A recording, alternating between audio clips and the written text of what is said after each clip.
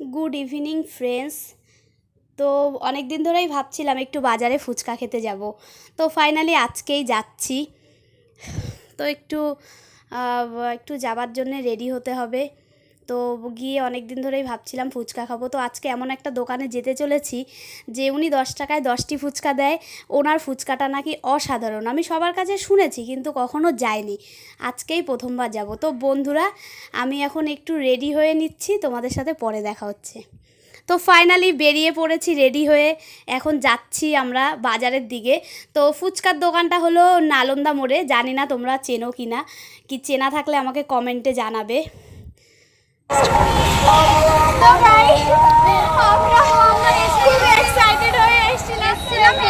দোকানটা বন্ধ।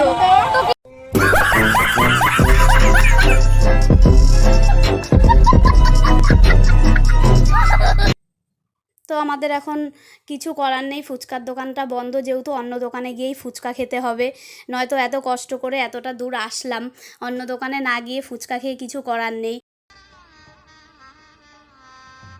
गजब बेइज्जती है। অনেকটা কষ্ট করে এসেছি এত দূর। তো বাই ফ্রেন্ডস, ওখানে গিয়ে তোমাদের সাথে দেখা হচ্ছে। তো চলে এসেছি দেখো সুরির সঙ্গের মোড়ে ফুচকার দোকানে।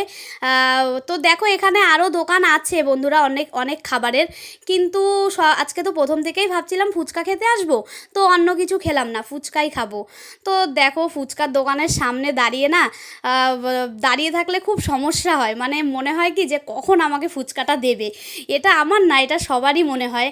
তো উনি এখন দেওয়া শুরু করে দিয়েছে, কখন দেবে, বাহ, দিয়েই দিল। এত সুন্দর করেছে ফুচকাটা।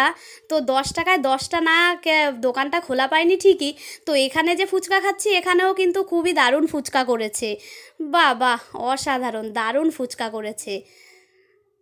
ঝালটা একটু কম হয়ে গেছে যদিও বা আমি বেশি ঝাল খাই না, তো ফুচকাটা ভালোই করেছে। তোমরা খেতে চাইলে চলে এসো কিন্তু, দারুণ দারুণ ফুচকা করেছে।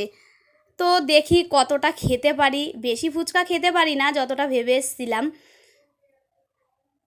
তো বাই বন্ধুরা, তো বাড়িতে চলে এসেছি, কিছু কেনাকাটাও করেছি, তোমাদের সাথে ওটা দেখানো হয়নি যেহেতু আর ভালোও লাগছিল না, তো সেই কারণে আর সব কিছু তোমাদেরকে দেখাতে পারিনি। তো দেখো, ভিডিওটি ভালো লাগলে চ্যানেলটিকে সাবস্ক্রাইব করে পাশে থেকো। বাই বন্ধুরা।